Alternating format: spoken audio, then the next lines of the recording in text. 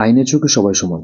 তাতে তুমি আইপিএস হতে পারো, তাতে তুমি ডিএম হতে পারো, তাতে তুমি নেতা হতে পারো, মন্ত্রী হতে পারো, এমএলএ হতে পারো, যা ইচ্ছে তাই হতে পারো, পুলিশ হতে পারো, যত বড় অধিকারী হও না কেন তুমি সাধারণ মানুষ হতে পারো।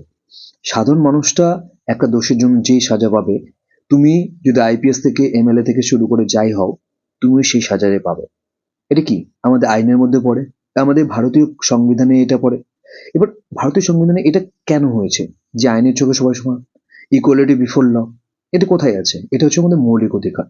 আমাদের যে সাম্যের অধিকার 14 থেকে 18 পর্যন্ত আছে, তার মধ্যে প্রথম যেটা সেটা হচ্ছিল 14 নম্বর আর্টিকেলে বলা হয়েছে যে আইনের কাছে সবাই সমান। এই আইনের কাছে সবাই সমান বা ইকুয়ালিটি বিফোর ল, এটা কে করেছিল?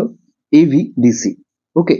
তো এখানে কি বলা হয়েছে? এখানে বলেছে যে আইন সবাইকে সমান চোখে দেখবে। তাতে তুমি যেই হও না কেন, তোমাকে সমান সাজা পেতে হবে। যদি তুমি সেম দোষ করো একটা সাধারণ মানুষের মতন, তাহলে তোমাকে সেম সাজা পেতে হবে।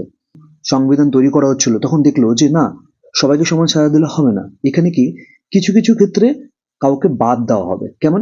ধরো একটা বড় মানুষ আর একটা বাচ্চা মানুষ, ঠিক আছে?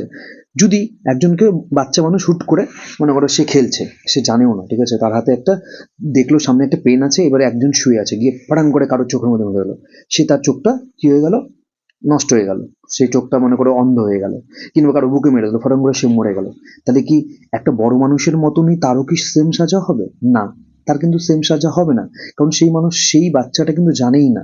হয়তো একজন কি বলে 14 বছর বয়সে কিংবা 13 বছর বয়সে কেউ কাউকে মেরে দিল, ঠিক আছে, তো মারপিট করতে করতে কাউকে মেরে সঙ্গে সঙ্গে সে মরে গেল, ঠিক আছে, সে জানতো না সে মরে যাবে কি করে।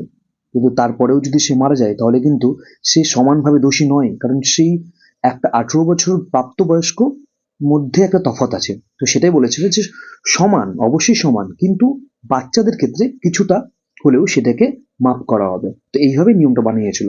আরেকটা জিনিস মনে রাখবে, এই আইন থেকে, যে আইনের চোখে সবাই সমান, এখান থেকে দুজনকে বাদ দেওয়া হয়। একটা হচ্ছিল রাজ্যপাল, আর একটা কি, আর একটা আমাদের রাষ্ট্রপতি।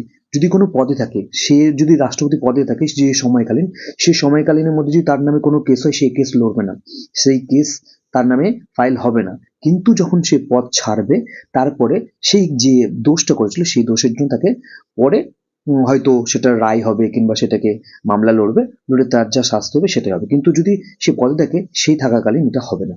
আশা করি বুঝতে পেরেছো। যদি এরকম ভিডিও পেতে চাও অবশ্যই আমাদেরকে চ্যানেলটাকে সাবস্ক্রাইব করে দিও, লাইক করে দিও এবং শেয়ার করে দিও।